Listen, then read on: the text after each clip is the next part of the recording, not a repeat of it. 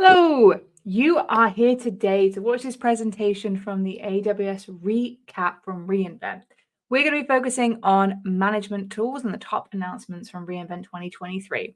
With so much content and so many amazing announcements, we handpicked a couple that we think you will be interested in.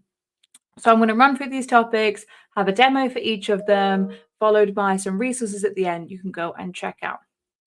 As you all know, probably my name is Steph. I'm a senior optimization architect advocate here at AWS, and I focus on FinOps, and everything on this channel focuses on that topic. And so you'll be able to see a bit of a through line on that today. But let's get into it. Let's start with our first topic, which is cost management tools. Cost in the cloud is always a hot topic. And so I'm going to focus on three key announcements in this section. The first is Cost Optimization Hub, which easily allows you to identify, filter, and aggregate over 15 types of AWS recommendations for cost optimization. These could be things such as right sizing, identifying idle workloads, and Graviton migrations. This helps you easily estimate the savings whilst also taking into account discounts such as reserved instances or savings plans. This is free, but you need to enable it. So go and check it out in either your payer account or in your linked account today. Now that you have some cost recommendations, what about if we want to just see our general spend? Well, this is where the cost and usage dashboard comes in. And this simplifies CUR ingestion or cost and usage report ingestion into Amazon QuickSight. It provides pre-built dashboards that you can see, use, and customize as much as you like. Yes, customize. As this is in QuickSight, you can do what you want with it. You can change it, you can add data to it, you can remove visuals, add visuals, whatever you like. It's your dashboard. So go and check that out.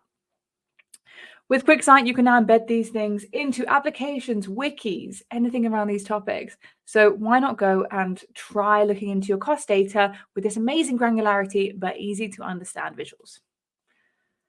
So we'll stick with the cost and usage report trend onto our final announcement of these three, which is the new data export or CUR 2.0.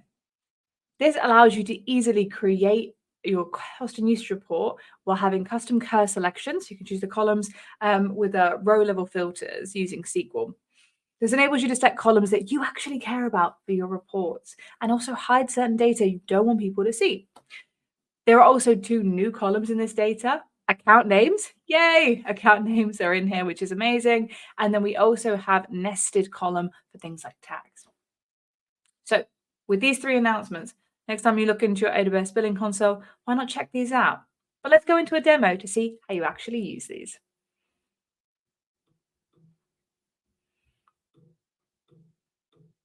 So if I go up to my right-hand corner here, I go to my billing console, and this might look a little different. Another announcement is that we've combined everything into one view, which is amazing. So things like Cost Explorer are right there.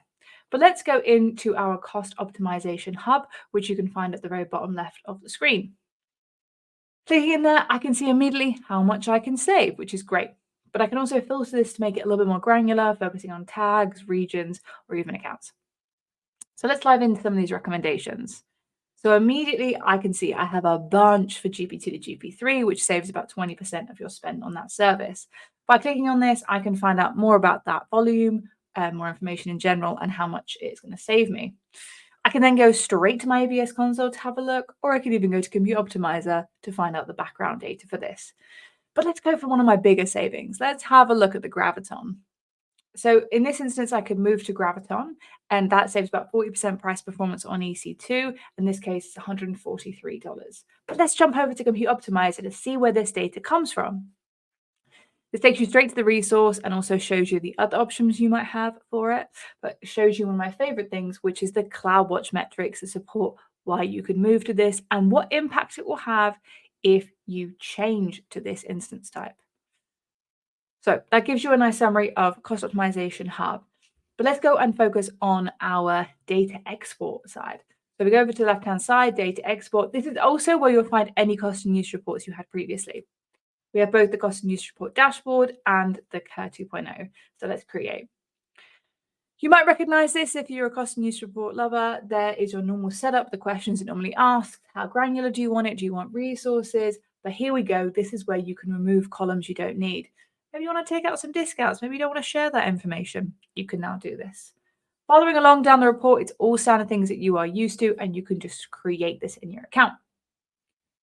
Checking out the cost and usage dashboard, if we go on here, similar kind of view, you can give this dashboard a name so you know what it's called. I mean, like my dashboard, it'd be more creative than that. But it'll also help you set up QuickSight if you have not done this before. And down here, you can see all of the columns that are going to be selected, similar to the other setup.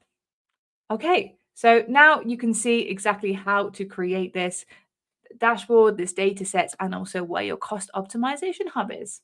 Let's continue looking at data onto our next announcement topic. The next announcement topic we have is Config, which now supports periodic recording. This captures the latest configuration change every 24 hours, once every 24 hours. So rather than it picking every little individual change, it will just do it once. This reduces the number of changes delivered and means it's more efficient at scale. I've had so many customers ask me how to optimize config, and enabling this will help, as previously you would pay for each recording change. Now you'll just be doing that once every 24 hours. You might be thinking, when and where should I use this? Well, I'm thinking about non-production accounts and non-compliance accounts, or even development accounts. So let's focus on that. Development accounts, maybe you're spinning things up and down constantly. You don't want to pay for all those changes, nor do you care about those changes because things are ever changing in those accounts. Enable config 20 periodic recording for that. Generally, also non-compliance accounts. So this is where you might need to go up the ladder and check things out with more senior teams or central teams. Are your accounts meant to have compliance reporting? If they don't need it, you don't need to have every single compliance report done. One other small announcement was Config introduces new natural language querying for the data set. Got to get some Gen AI in here because it's built on Bedrock. So if you want to evaluate your data in a normal kind of typing a question out way, that is what you can now do in Config. But let's go into that demo. So for this one, we're going to go into our config and set that setting to 24 hours. And then we're also going to look at the natural language. So going into config, on to my settings on the left-hand side. If I then go to edit on the top right, I will then be able to see my I'll be able to see my continuous recording, and I can swap it to daily recording. So that is it. Once every 24 hours, done. Now, you might be thinking, well, what if there are services I do want to monitor all the time? But not everything, just this one service. Maybe your S3 buckets. Maybe you care about making sure you track all the changes on the buckets. You can now override this. So maybe you have your entire account do daily, except one type of resource, which you can do constantly. This works both ways, so you can change it either way. If you are thinking, okay, well, what causes the most of my config kind of monitoring? What you can actually do is all your data is put into that S3 bucket down the bottom in that file, and you can create an Athena table over the top to start diving into that data to figure out where should I change it. Okay, so let's go and check out that natural language querying. So for this, if you go on the left-hand side onto advanced queries, there's a bunch of queries already created, but let's make our own one. By clicking on New Query on the right-hand side, I can then type in a question in this box. This could be something like, how many EBS volumes are available? Those cost-conscious people up there will know when EBS volumes are available, that means they're unattached from any kind of EC2, and therefore they could be idle. So by typing that in and clicking Generate, this will now populate a query on the right-hand side.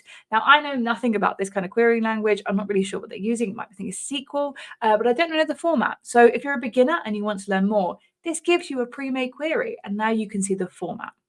So very simple, it's showing for all my resources types like EC2 volumes in a state that's available. Let's find those. Propagate the query down below, and let's run it. And very quickly, I come back, I have one. But let's go validate and make sure that's right. By going to my EC2 console, I can now see volumes on the left-hand side, and I should see that only one of my volumes is available. Yep, there it is. So now you can go and use config to control your rotation of like when you're looking at your data, and also you can create some of your own queries. Have a go. Let me know in the comments what query you make. All right, let's move on to our final set of information. which is CloudWatch. So again, CloudWatch, we're going to have 3 announcements focusing on this one. And the first one is going to be the new infrequent access log class. You might recognize infrequent access from things like S3, and this is a cost-efficient tier for your logs. So when should you use this log tier? Well, when you don't require the features provided on the standard log class. So this could be embedded metric format or live trail. If you don't need these, then use infrequent access.